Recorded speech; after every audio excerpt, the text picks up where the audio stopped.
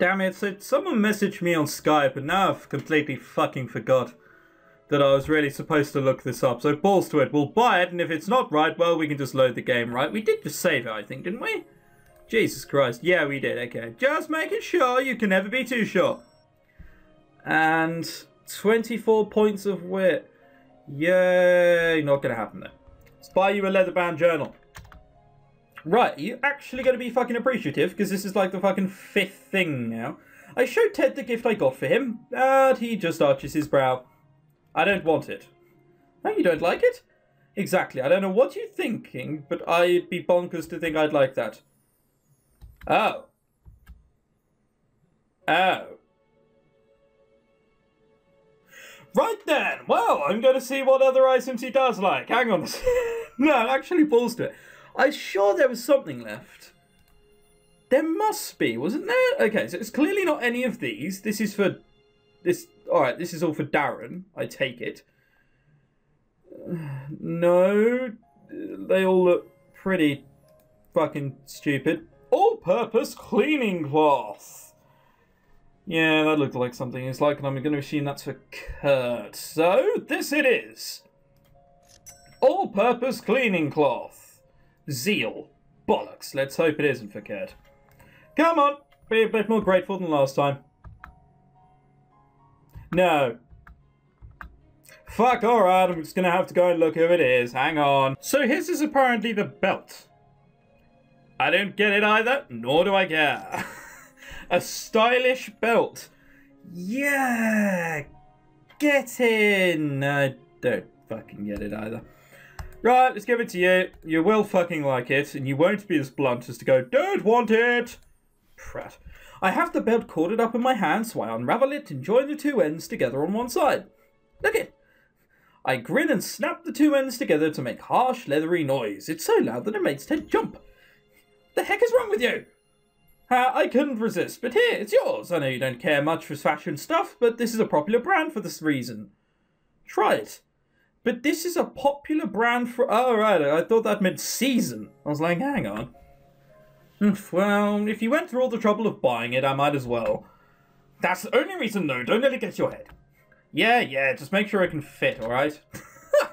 You just call it fat? Wow. Right, I hear you. Ted stretches it out to full size compared to the circumference of his waist. Thanks, Nicole. I owe you. Fucking said that for a while and you still haven't earned me. Oh, well, I'm now 100 with him. Way! So he now absolutely loves me in every way. And I've bought pretty much everything I need. So technically speaking, if I'm running a little low, I can just buy an infusion and get my energy up. Hopefully. Anyway. I'm still not entirely convinced that we're going to get everything done. Alright, can we go buy some... Clearly not. Working on a Saturday. A Sunday. Something we've never been able to do before, but alright. It's funny what liking your boss can do to help your motivation to work. Like, it's weird. I never hated coming to the convenience store, but I've never really enjoyed it either. Now I find myself arriving early. Much to the surprise of Ted, though I doubt he's going to complain anytime soon. I mean, he hasn't yelled at me for kissing him on the cheek the other night, so I figure this got to mean something. Is this going to be one of these slow burner things? You kissed me a month ago, will you date me? Well, I mean, it was a fucking long time ago, but sure. Oh well. Then again, it's not like he's acknowledged it ever happened either. Our relationship is the same, except Ted is nicer. Yes, imagine that. Is she giving me some summary? Is she aware I'm here? Yes, imagine that. Ted barely corrects me now. I like to think it's because I make less mistakes. But seriously, let's be real. He's totally just letting them slide. I sigh as I glance at Ted at the register. It's his turn to do it today, which leaves me to clean up the store and do all the boring things he usually does better. Whatever. As long as there's nothing to do that doesn't stop me from logging onto Roller. He must have noticed this at some point. Jeez, I look down at my phone and refresh my dashboard before my eyes flicker back up to look at Ted again. He's just finishing up with a customer and he smiles as she leaves the store with her purchases in hand. Idly, he looks over to me and he flinches as he sees my eyes already on him. What are you staring at? Oh, nothing. That there sure sounds like something. It's nothing, Ted. I see Ted smirk and shake his head before I look back down at my phone. Ooh, the blouse that girl's wearing is cute. He thinks it's because... You know, I'd forget it, Nicole. You wouldn't understand. Hey, get off your phone while you're working. You know the rules. I know, but there's nothing left for me to do. Everything in its place. I'm going to lose track of my dash if I don't keep up with it. Are you talking about that waste of time side again? Yes. For the last time, roller isn't a waste of time. Arguable. It's fun, okay? Not that you'd know much about fun. Why would you say something like that? Not what you were saying the other night at the disco club? Oh, he fucking took a while to bring something like that up, didn't he? I snap up from my phone, taken completely off guard. Ted's wearing his smug grin and his hand mimes a gun pointed right at me. Gotcha. That's not fair. You can't start saying stuff like that.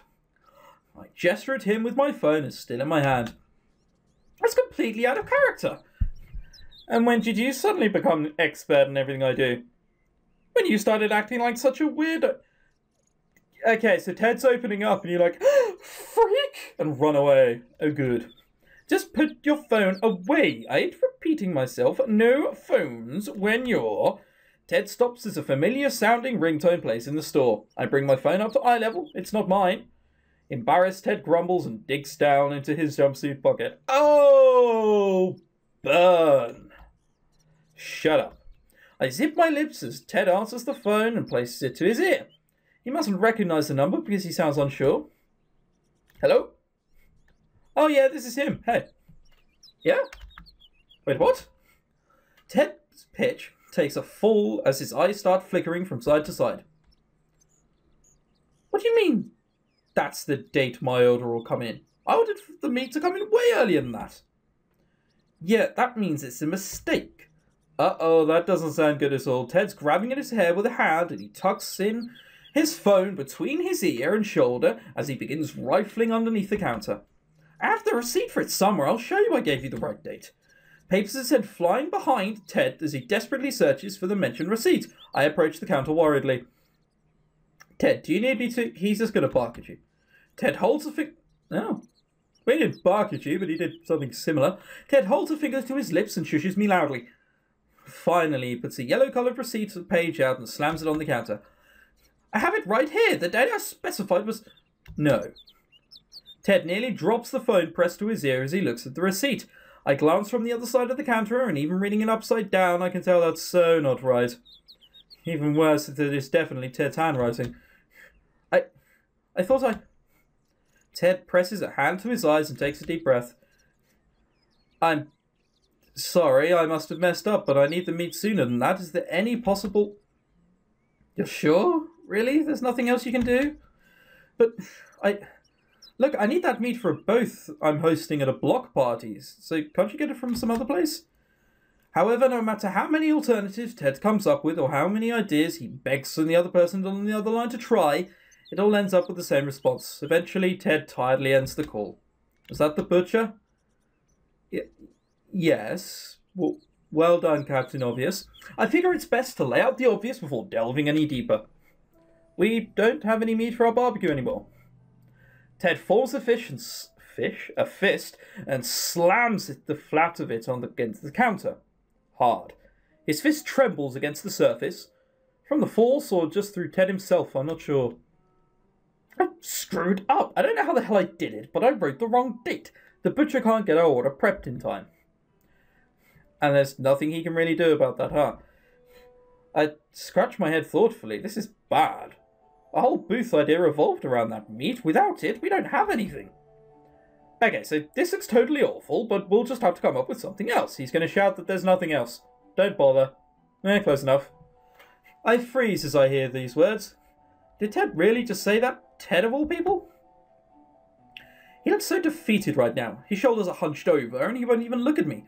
Quietly, he slips from behind the counter and heads toward the back room. Ted, where are you going? It doesn't matter. I need to be alone right now. Don't bother me. The door of the back room slams hard after him. This is getting worse by the second, and I'm worried about Ted in this state. I'm sure I wouldn't be the only one. Figuring I have nothing left to lose, I take my cell phone out and go through my phone book for Ron's number. I tap it up once and find it carefully and cradle my phone close to my ear, moving far from the back room so there's no chance of Ted overhearing me. I never thought I'd have to call Ron for something like this. Hello? Hey, Mr. Starr. Shoot, Ron. I meant Ron. I do my best to force some cheeriness into my voice. I don't want to think there's anything wrong, even though there is something is wrong. And he probably knows that something is wrong. Sorry to bother you while you're working, but there's kind of a big problem down here at the store. I start explaining the predicament in a hushed voice, wincing a little as I go over the part where Ted messed up the order for the meat. Ron doesn't act outraged or anything like that. He stays pretty calm for the most part. He's like me. He's mellow. If something goes wrong, there's always a solution around it. And if not, then you're probably fucked. I had a nagging feeling that something like this would happen. How's Ted taking it? I glance over to the back room door. Not very well. He's shut himself in the back room. I don't think he wants to talk about it. It'd be better not to disturb him. The poor boy's probably blaming himself silly over this right now. I don't get how it happened, though. Ted normally doesn't make mistakes like that. I think I might have an idea. You ever notice how he starts nodding off in the middle of the day? Yeah, I remember something like that happening. Oh, are you saying that might have been when he was tired when he was placing the order? If I know my son, and I've known him for a really dang long time, then that must have been what had happened. He would never let something like that slip otherwise. So he's tired. Okay, thanks for pointing that out. So it was because he was overworking himself that Ted messed up. I feel pretty bad for him. He's really depending on this barbecue booth to save the shop, and now that's all been dashed. Nicole, mind if I get a little up and close and personal with you? I don't like where this is going, Ron. I hesitate to answer. I'm not sure how personal I want to get with Mr. Starr. See, mine was a jokey reaction. I didn't actually think he meant that. Nicole, on the other hand, is Nicole. Oh dear. Even if he is moderately attractive for his age. Okay. Do you blame Ted for this? I freeze with the phone held to my ear. That's a pretty heavy question, isn't it? I mean, like, I don't like it, but I don't think Ron's going to let me sidestep it so easily. Oh, shit. No. Hang on. We're not cocking up here. Hang on. Right, well, I wasn't sure whether it wanted us, what kind of response it wanted to give us. But, thank God, it just wants me to say I don't blame him. Yes, we're using a walkthrough. I don't care at this point. Oh, dear.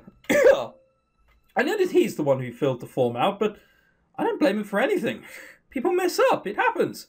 It sucks that it happened now, but pointing fingers won't fix anything. Ah, that's all, Nicole. Always such a sweetheart. I'm real lucky Ted found a nice gal like you. Hey, what's that supposed to mean? I haven't sealed away my whole life quite as of yet. Thank you very much. Yeah. Yay! Oh dear, he was even pissed off. Hang on, can we do that again? Yeah, yes we can. Pissed off 100 out of 100, Ted. Grrr! Oh dear. I blush and giggle in an embarrassingly girly way. Oh no, it's serious time now. Ron, you flatter me way too much, but yeah, he is But yeah, he is lucky. Fucking totes, I'm not saying that. I'm saying that unironically. Oh, I'd ask what you mean, but I know better than to pry into the lives of the youth. Fuck me. Where did that come from? That's something I'd say. Jesus. Thank you, Nicole. Honestly, I'm glad you don't blame my son. He's probably blaming himself enough for the two of us.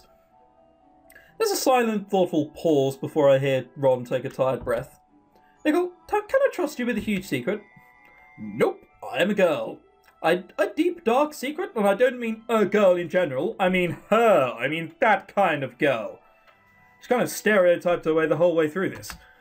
Only the deepest and darkest. Well, as long as I don't have to jump down an abyss in order to remember it. Ron chuckles a little. You think I'm just saying that, but I haven't even told this to Ted. Whoa, so it is a deep, dark secret. I look around furtively to make sure that no one can overhear us. A second later, I remember that I'm the only one in the store. Yeah, that's why we're doing the booth party, Nicole. Ah, stupid. What is it?